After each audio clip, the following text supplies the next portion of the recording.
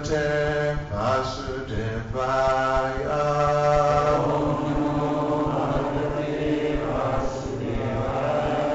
Om Namo Bhagavate Vasudevaya.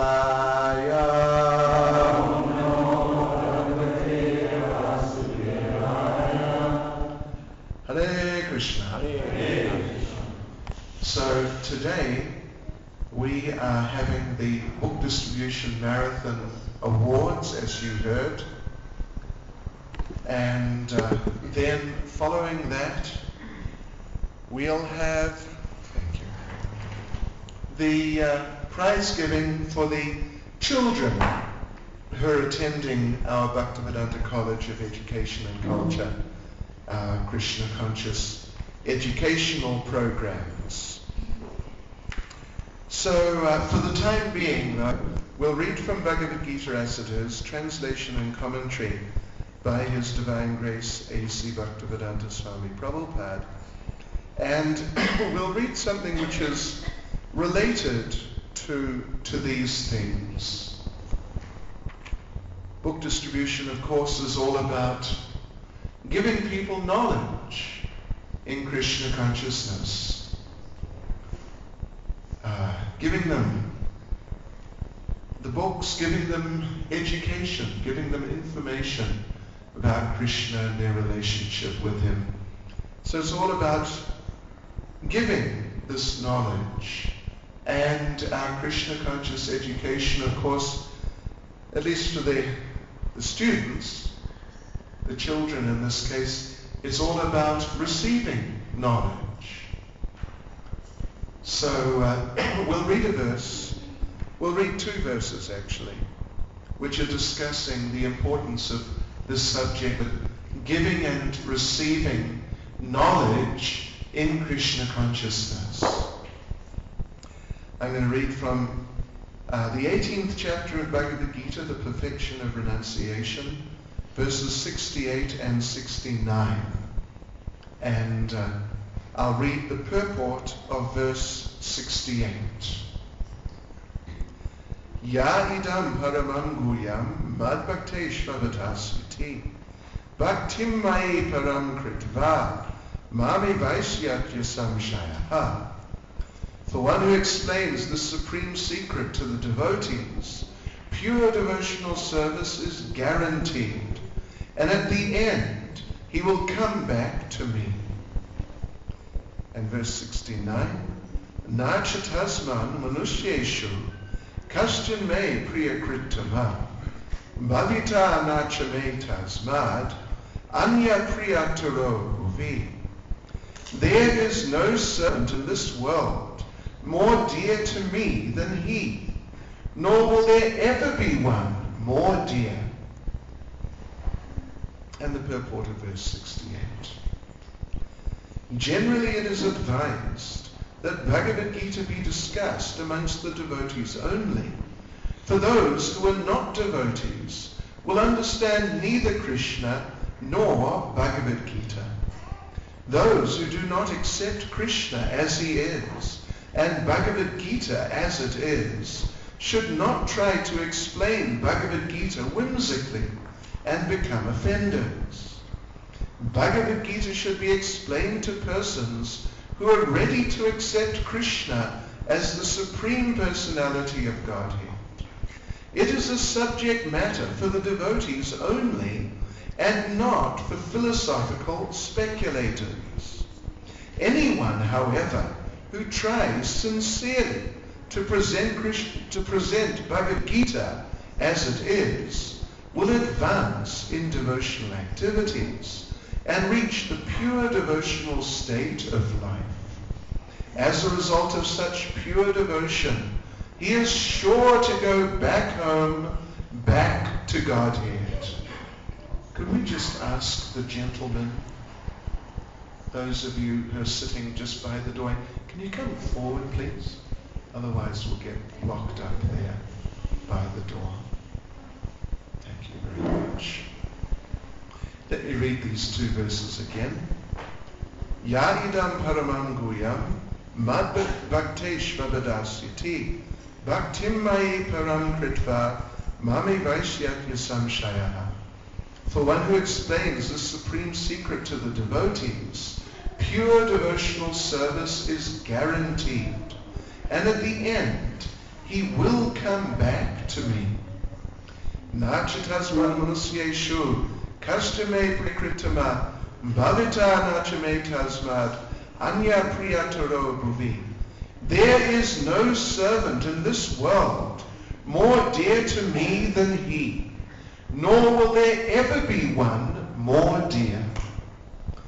Jnanatamrandasya Jnananjanashalakaya Chakshramilitam Yena Tasmai Shri Gurave Namaha Shri Chaitanya Manobhishtam Sthapitam Yena Bhutale Swayam Rupakadamayam Dadati Swapadantikam Vanchikalpatarubhyascha Kripasindubhyevacha Padidanam Pavanebhyo Vaishnavebhyo Namo Namaha Sri Krishna Chaitanya Prabhu Nityananda Sri Advaita Gadadhara Shivasadi Gaura Bhakta Vrinda Hare Krishna, Krishna Krishna, Hare Hare, Hare Rama, Rama Rama, Hare Hare. Yes, so these are very important verses here in Bhagavad Gita. We're right at the end of Bhagavad Gita, at the end of the 18th chapter, which is the last chapter, and indeed there are only perhaps another 10 or 9 or 10 or so verses to go in the whole Bhagavad Gita. So Krishna's bringing everything to the final focus. So this is verse 68 and 69 that we just read. Just immediately before in verse 66, or 65 and 66, as those of you who are somewhat familiar with Bhagavad Gita would know, Lord Krishna says that you should always think of me and serve me and worship me and offer your respects to me. If you do like that, you'll come to me. That's verse 65. And then in verse 66, Krishna says this very famous verse, Sarva Dharman Parichaja Mam Ekam Sharanam Braja Aham Tam Sarva Papebhyo Mokshayashami Ma Shuchaha. Sri Srinitai Gaura Hari Ki.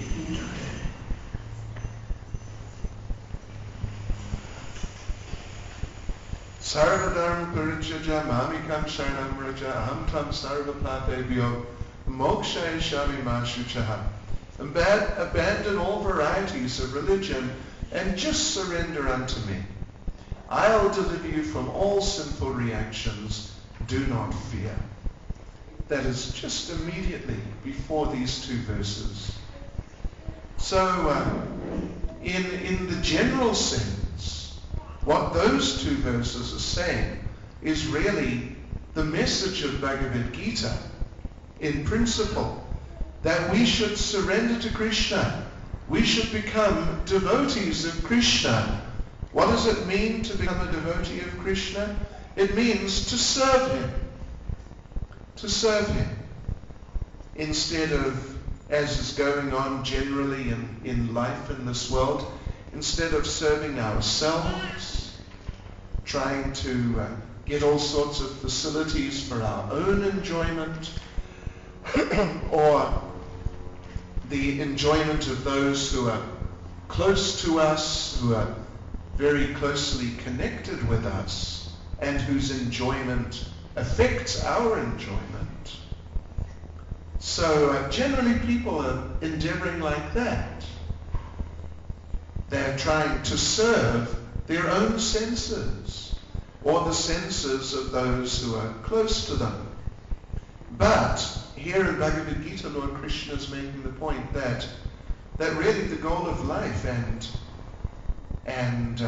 what is really our nature as eternal living beings is that we are all his eternal servants.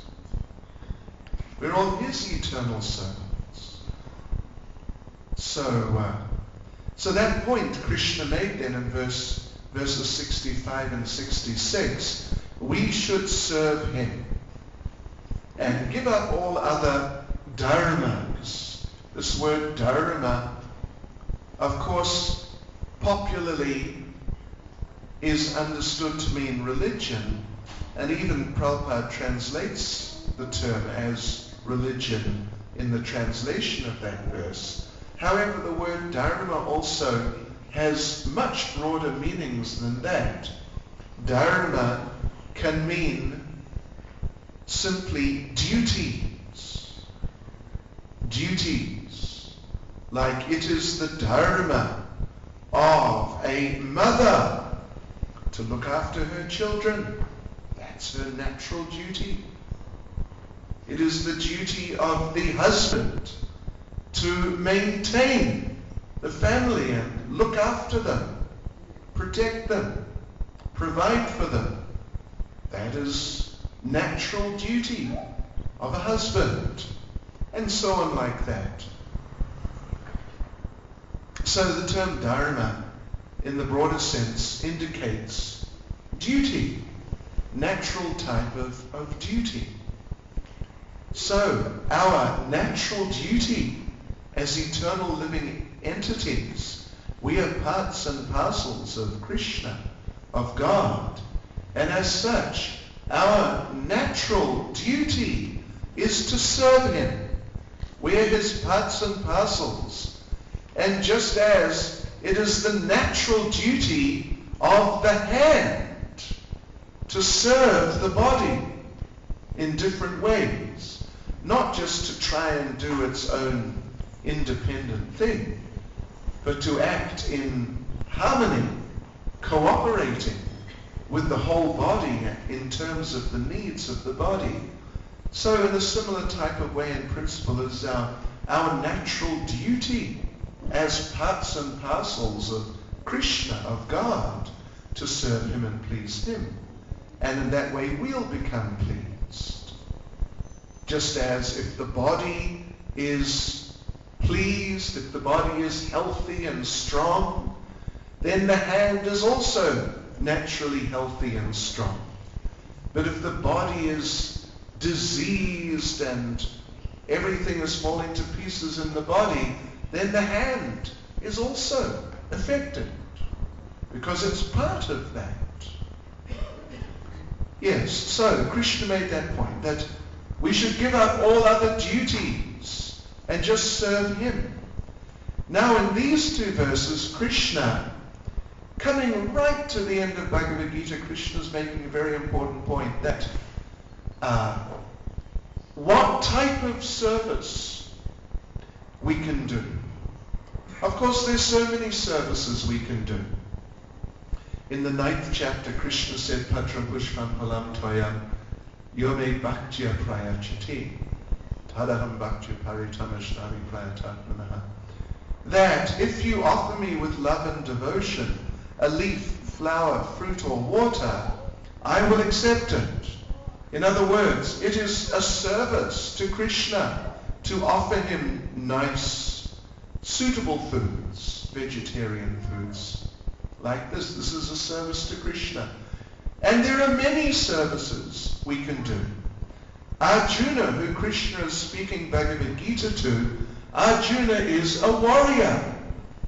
And Lord Krishna is trying to convince him that you should fight as a matter of duty, as a service to me.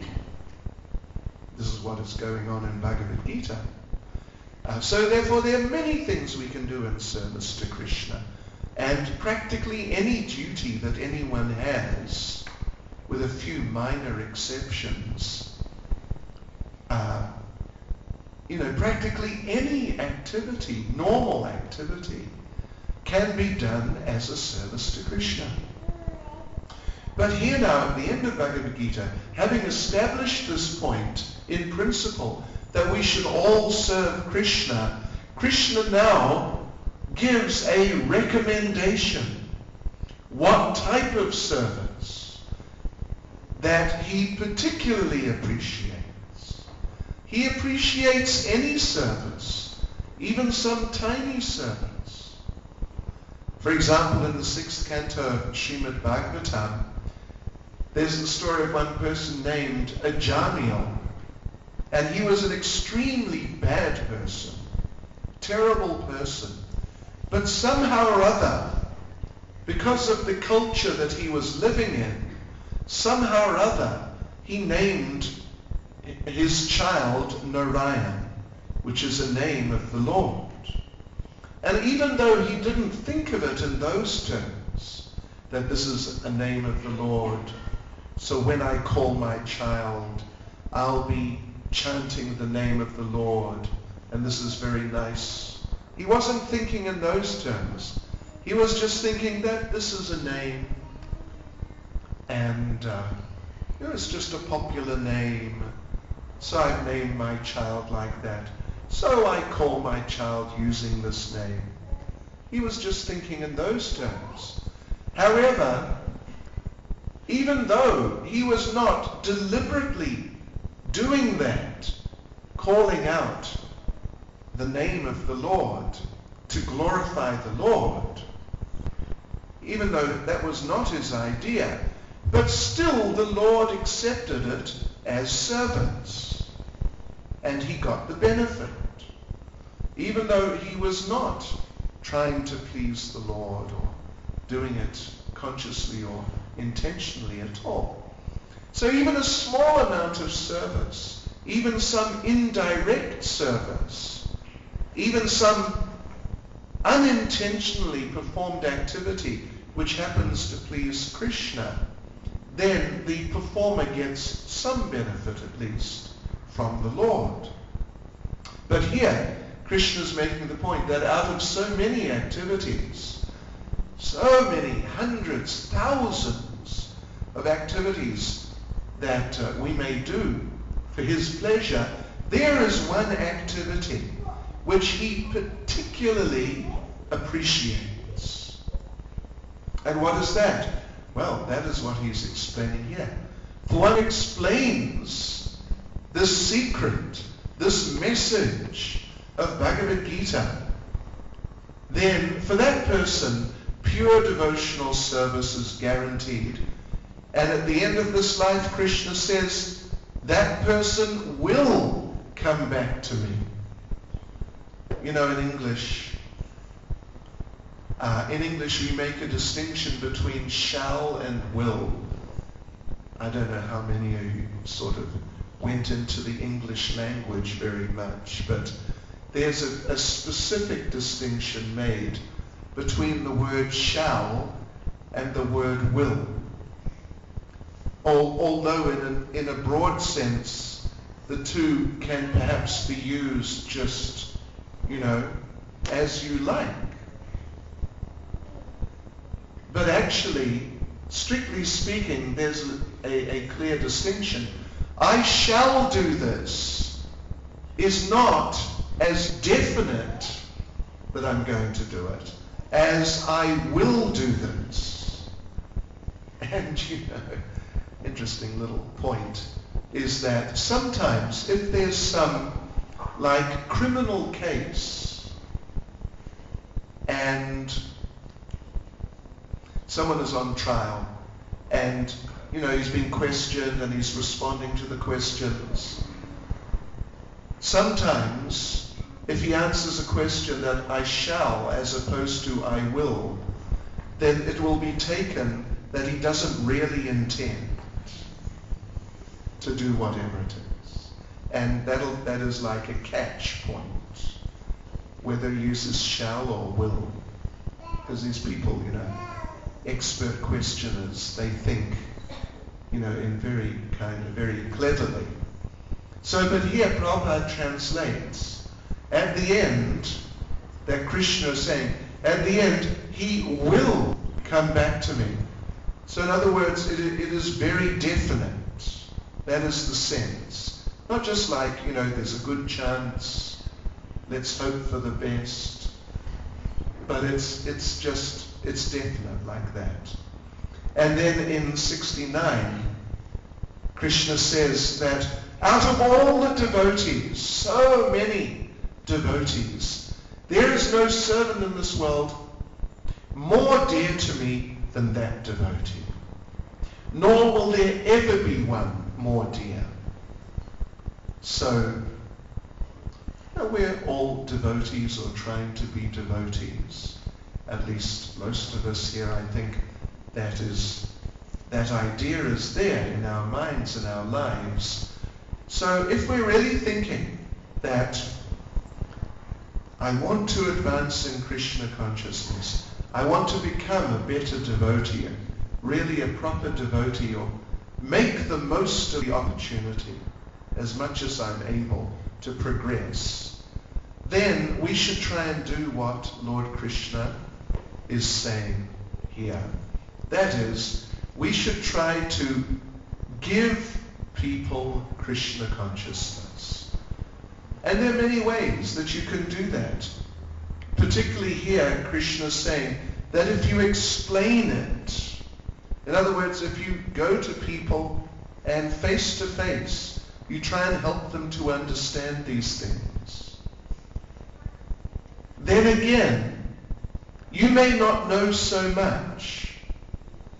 You may not know so much, but Srila Prabhupada, who translated these books and wrote the purports, Srila Prabhupada, he really knows a lot.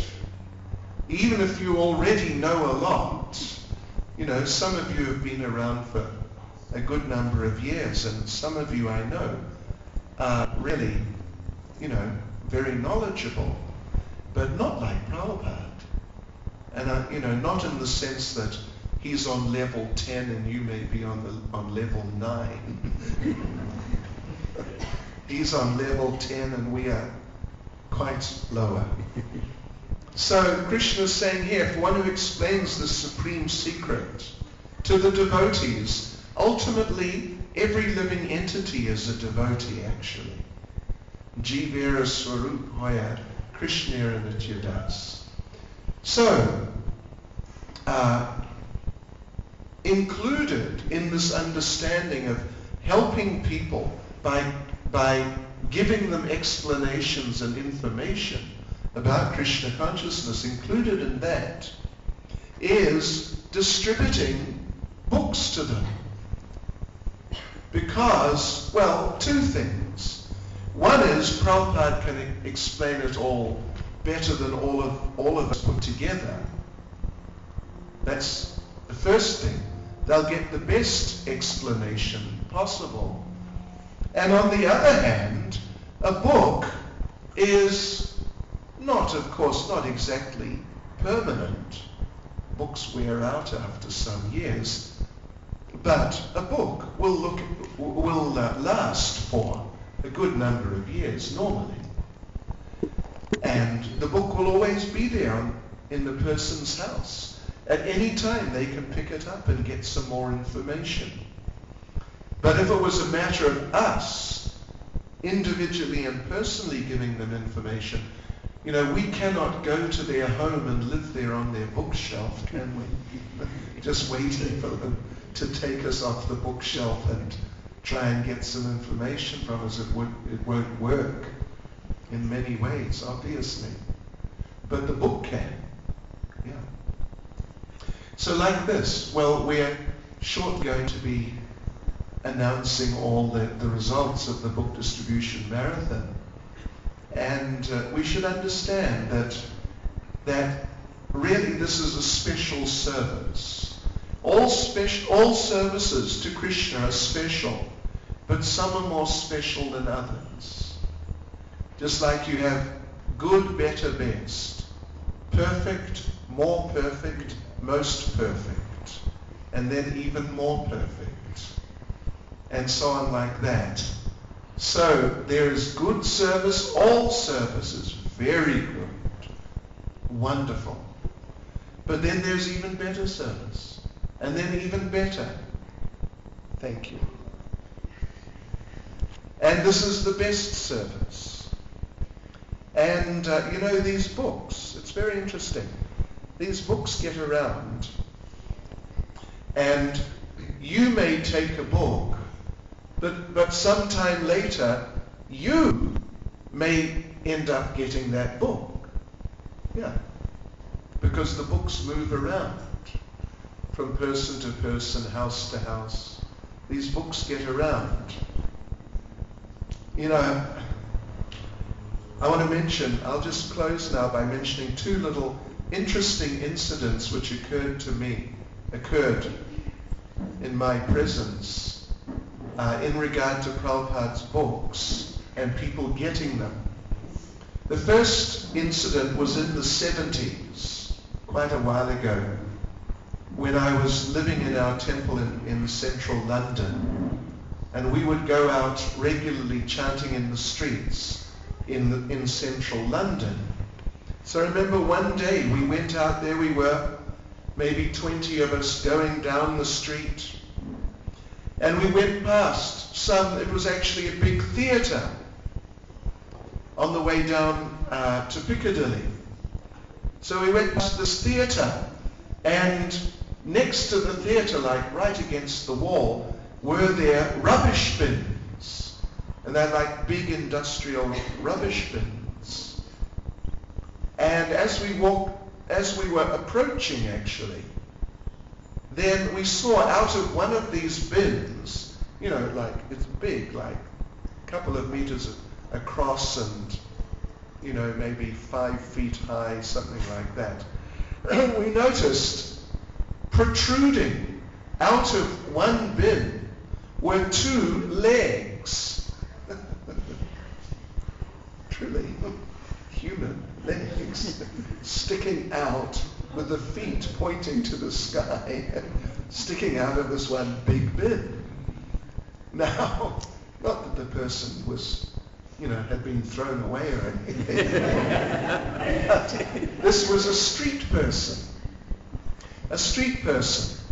And, you know, as I'm sure you've seen the street people, they forage through the rubbish bins and the rubbish dumps and so on.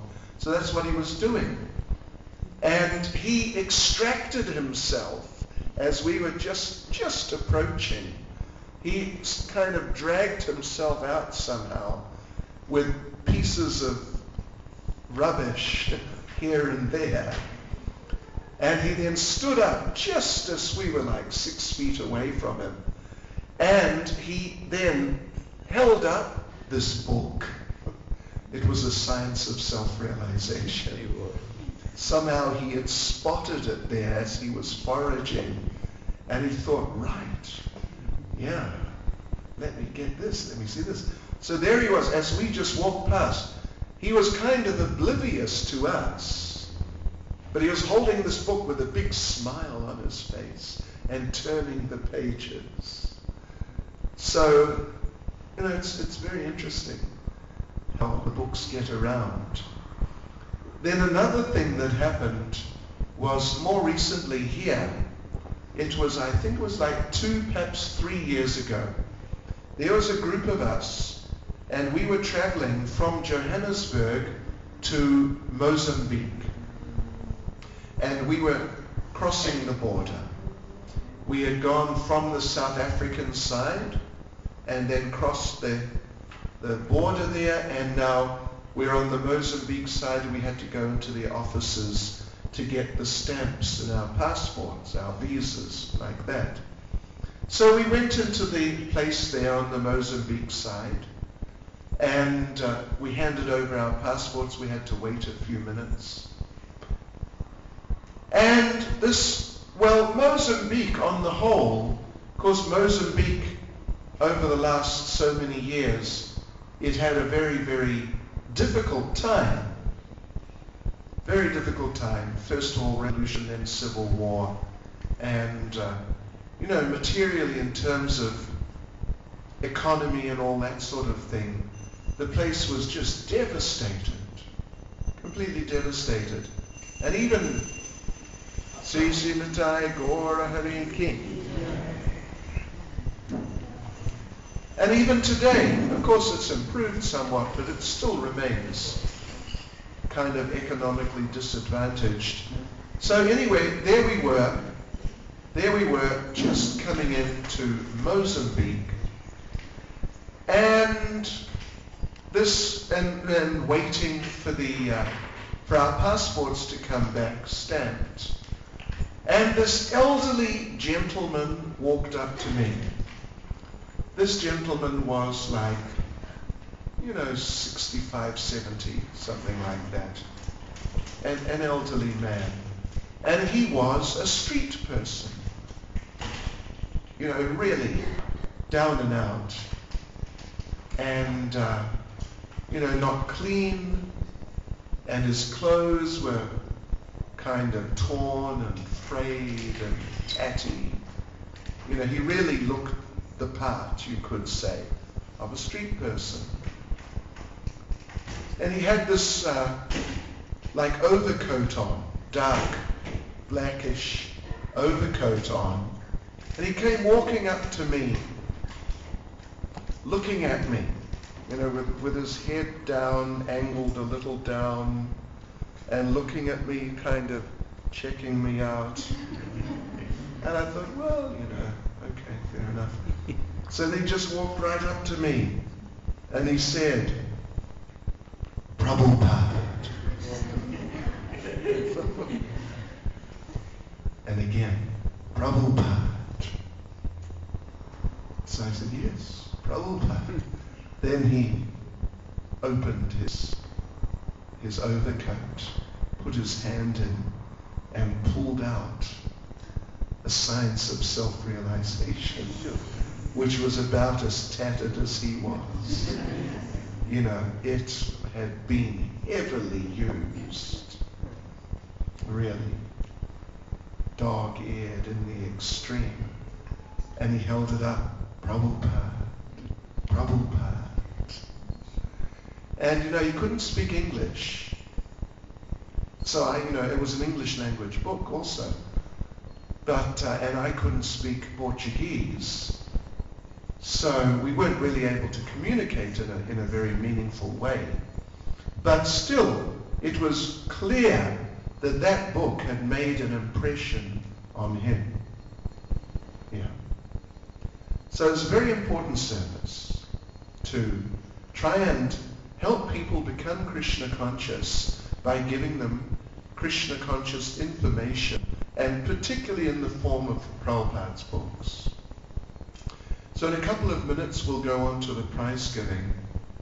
And we'd like you to meditate on this, and just, as the different devotees come up to receive their prizes and a little bit of recognition, we'd like you to appreciate that and just consider the value of what they have done and the importance of what they've done and how they've helped people.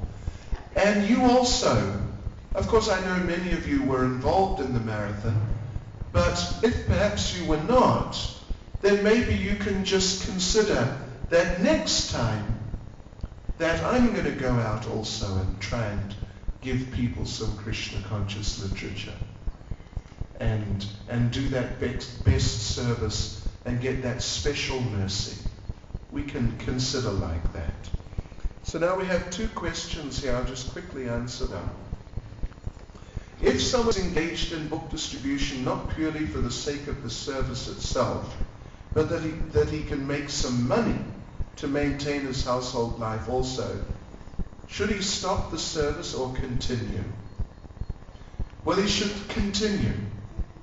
In fact, Prabhupada encouraged householders to try and make a living by distributing his books, that they can get the books at a reduced cost and then sell them at the normal price that the other devotees are selling them and keep the profit to maintain their families. And, the people will get the book. That's the thing. It is not going to affect how much the person gets out of the book when they read the book. Whether, your attitude was very nice, or whether, even sometimes some people steal our books and sell them.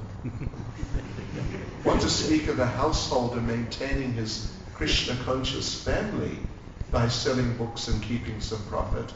But there have been definitely occasions when people have stolen like a box of books or any books, and then tried to sell them for whatever they could get just to make a buck. And people have bought the books and benefited.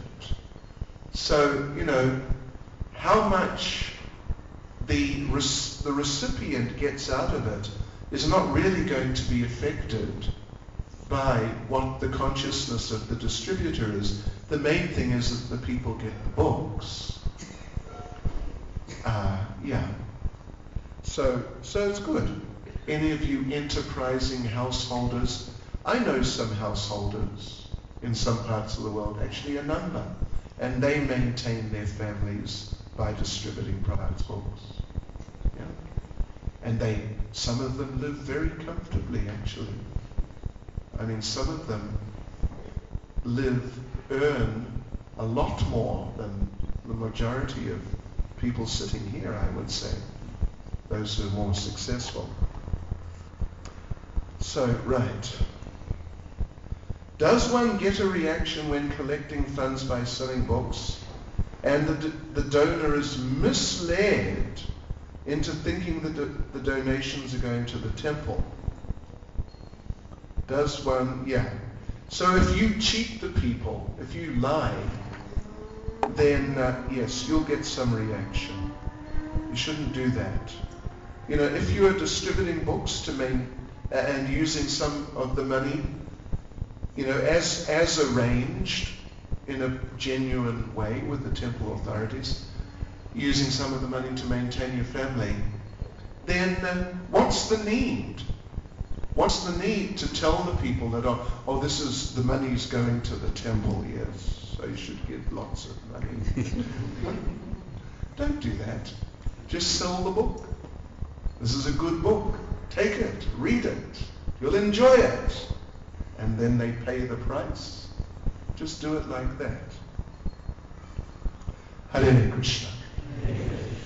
Srila Prabhupada ki